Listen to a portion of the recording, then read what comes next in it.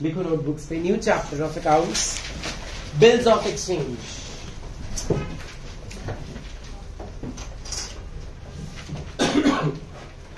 Bills of exchange.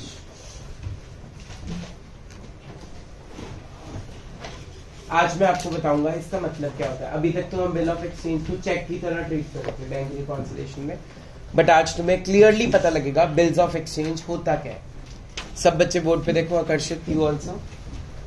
Bills of exchange शुरू होता है एटलीस्ट दो पार्टीज से। Let it be mister Jasnoor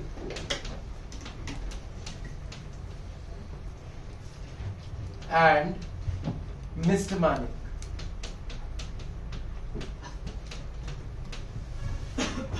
story सुनो। जसनूर जी की एक शॉप है और मिस्टर मानिक एक बायर है। वो उसकी शॉप पे गए, क्या खरीदा होगा? गुड्स एंड सर्विसेज, यस और नो? लेकिन जब जसनूर से उसने गुड्स खरीद लिए तो मानिक कहता मेरे पास पैसे नहीं है, आई डोंट हैव मनी, मुझे उधार पे सामान दे दो। तो जसनूर ने बोला ओके, 3 मंथ्स का मैं आपको टाइम दे रहा हूं। कितने मंथ्स का दिया? 3 मंथ्स। 3 मंथ्स के बाद आप मुझे पेमेंट कर देना। अब एक प्रूफ तो होना चाहिए कि भाई क्रेडिट सेल हुई है, 3 महीने बाद मुझे पैसे मिलेंगे। तो जो सेलर है वो एक बिल बनाएगा। सेलर क्या बनाएगा? एक बिल बनाएगा, जिसको हम क्या बोलते हैं? Bill of exchange. ये 2 टाइप्स का होता है, एक होता है बिल्स रिसीवेबल, एक होता है बिल्स पेबल।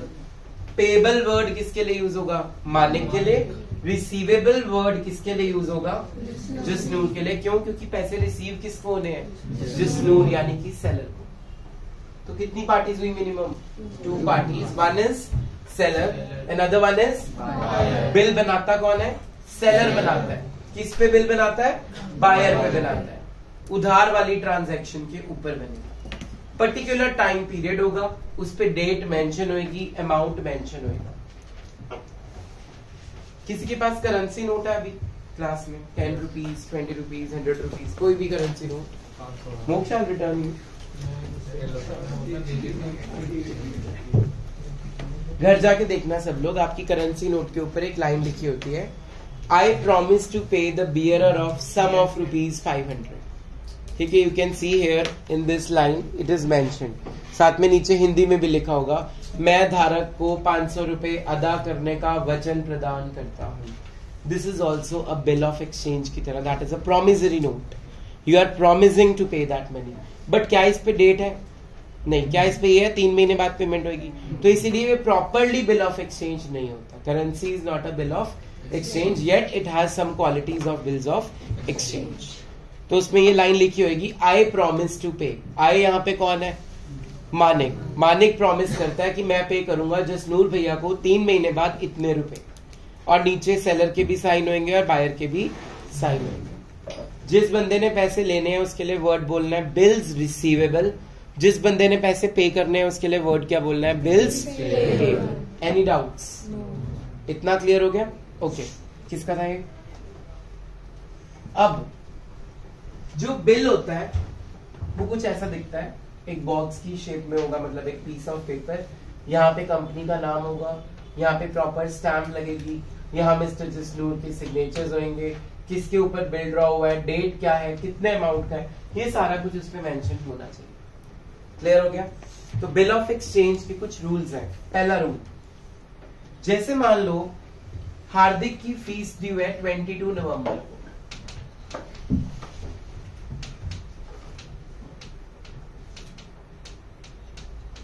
और ये फीस पे नहीं करता, तो इस पे क्या चार्ज हो जाएगा? 500 रुपीज का फाइन। अब लॉ कहता है कि आप फाइन लगा लो, कोई प्रॉब्लम नहीं है, लेकिन 3 दिन बाद, आफ्टर 3 डेज, मतलब 23, 24, 25 नवंबर तक अगर वो फीस पे नहीं करता तो आप 500 रुपए एक्स्ट्रा उससे ले सकते हो एज पर लॉ। ठीक है? अब यहां पे मैंने वर्ड यूज किया लॉ। इस लॉ का गवर्निंग नेचर है नेगोशिएबल इंस्ट्रूमेंट्स एक्ट। कौन सा एक्ट कहता है ये? Speak out. Negotiable instruments act. ठीक है जी, 1881 में आया था, अमेंडमेंट हो गई थी इसके बाद में। नेगोशिएबल का मतलब होता है जैसे कि cheques, drafts, bill receivable, bills payable, cash memo, ये सारा कुछ, hundis, bill of exchange, currency, ये सारा नेगोशिएबल इंस्ट्रूमेंट्स एक्ट के अंडर कवर होता है। तो जब मैं किसी बच्चे को मैसेज करता हूं अगर कि अगर आपकी फीस ड्यू है और आपने पे नहीं की, उस पर फाइन लग जाएगा, उस पर कौन सा एक्ट अप्लाई होता है? Negotiable instrument act. लेकिन कितने दिन बाद, कितने दिन का ग्रेस पीरियड देना है उसको? 3 डेज का। 3 डेज तक वो पे कर सकता है। अगर चौथा दिन चढ़ गया तो आप उस पर फाइन, इंटरेस्ट, पेनल्टी जो मर्जी चार्ज कर सकते हो अपने रूल्स के अकॉर्डिंग। ठीक है। अब ऐसे ही बिल ऑफ एक्सचेंज में भी आप जो ड्यू डेट आएगी उसमें कितने दिन और ऐड करने हैं? Extra 3 days. कितने दिन ऐड करने हैं? 3 डेज। फॉर एग्जाम्पल, मान लो जसनूर ने सेल की 1 अप्रैल को और 3 मंथ्स का बिल बनाया। तो देखो कैसे डेट बनेगी। 1 April to 1 May, 1 May to 1 June, 1 June to 1 July, 2nd, 3rd, and the answer is 4th July is the due date of payment by money। तो 3 दिन उसमें ऐड करने ही करने हैं जो भी क्वेश्चन होगा। क्लियर हो गया? अब प्रॉब्लम कहां आती है, हमें ध्यान कहां रखना है? फर्स्ट प्रॉब्लम, फरवरी में नॉर्मल डेज क्या होते हैं? 28। लेकिन जिस साल लीप ईयर होगा उस साल हम फेब में कितने काउंट करेंगे? वहां छोटी सी गलती के कारण सारा क्वेश्चन क्या हो जाएगा? गलत। अब कैसे पता लगेगा वो लीप ईयर है? जैसे 2016 लीप ईयर था, 2020 लीप ईयर था, अब 2024 क्या होगा? Leap year. जो 4 से डिवाइड हो जाएगा वो क्या है? Leap year. तो ये आपको ध्यान खुद रखना है, वहां पे मैं नहीं आऊंगा बताने बेटा इसमें फेब में 29 डेज लेने हैं। ठीक है। और नॉर्मली जो पेपर में क्वेश्चन आएगा उसमें लीप ईयर का पॉइंट नॉर्मली पूछा जाता है। Is it clear? Second rule, second important thing, अगर जो डेट आई, मान लो 4th जुलाई आई, 4th जुलाई आई और उस दिन संडे है, Sunday is a public holiday, Sunday is a, तो अब कौन सी डेट चूज करोगे? 5th जुलाई। क्वेश्चन में लिख दिया 4th July is of, it's a holiday, तो अब आपका आंसर क्या होगा? 4th जुलाई की जगह 5th जुलाई। और अगर आपका आंसर निकलता है 15th अगस्त,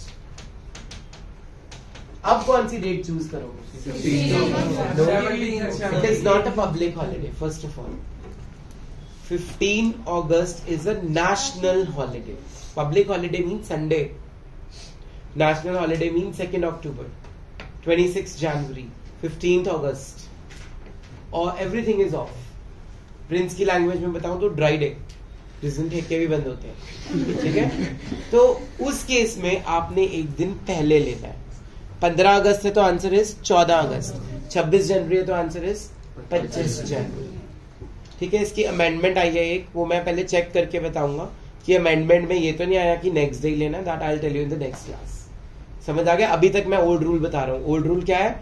अगर संडे है तो नेक्स्ट वर्किंग डे लेना है, अगर नेशनल हॉलीडे है तो एक दिन पहले वाला लेना है। Let me cross check from your books and then I let you know कि कौन सी डेट लेनी है। तो पहला टॉपिक क्लियर हो गया। पहला टॉपिक क्या बनेगा? Finding out the dates. ठीक है। डेट निकल गई, क्या निकली है जी मेरी? 4 जुलाई। और मान लो 4 जुलाई को कोई संडे नहीं है, तो आंसर क्या आ गया मेरा? 4th जुलाई। एनी डाउट स्टिल है?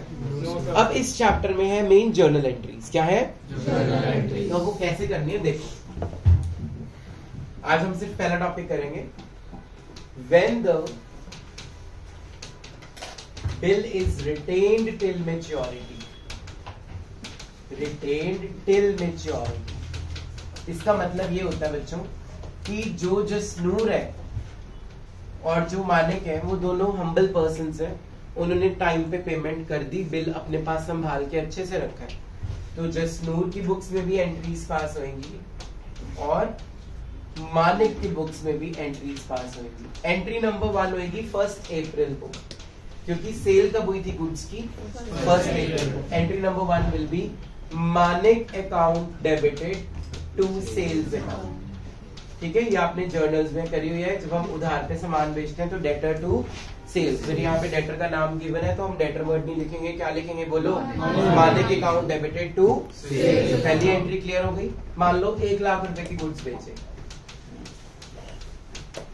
हाँ जी, अब मानिक ने गुड्स परचेज करे हैं, इसकी बुक्स में एंट्री हो जाएगी purchases account debited to Jasnoor. ठीक है भाई, और डेट क्या रहेगी? 1 अप्रैल। बहुत इजी चैप्टर है, बहुत मजा आएगा करके। स्टोरी वाइज करना है बस। स्टोरी समझो, एंट्रीज करो, स्टोरी समझो, एंट्रीज करो। आज वाली स्टोरी क्या है कि दोनों बहुत हम्बल पर्सन है, दोनों ने बिल संभाल के रखा और टाइम आने पे जसनूर को मानिक ने पेमेंट कर दी। ठीक है, कल आएगी स्टोरी में अवनीत कौर, देखते हैं हम क्या करती है। एनीहाउ, नेक्स्ट डेट नंबर 1 अप्रैल ही रहेगी जिस दिन बिल ड्रॉ करेंगे। हमने बिल बनाना है, जसनूर को पैसे मिलने हैं वो क्या लिखेगा अपनी बुक्स में? Bills receivable. उसने पैसे देने हैं वो क्या लिखेगा? Bills receivable. अब एंट्री याद करने का तरीका देखो, यहाँ पे मानिक क्या हो रहा है? डेबिट। क्या हो जाएगा? इसके ऊपर बिल ड्रॉ हो गया, bills receivable account debited. Easy, amount same रहेगा, कितने का? 1 लाख। अब ये रूल रियल पर्सनल नॉमिनल में से रियल रहेगा क्योंकि ये हमारी एसेट है, हमें पैसे मिलने हैं, रिसीव होने हैं, तो debit what comes in. But पैसे की जगह एक बिल आया है, तभी इसका नाम क्या रख दिया? Bills receivable. क्लियर? दूसरी साइड पे आ जाओ। दूसरी साइड पे याद करने का तरीका बहुत इजी। जसनूर क्या हो रहा है यहाँ पे? क्रेडिट। क्या हो जाएगा?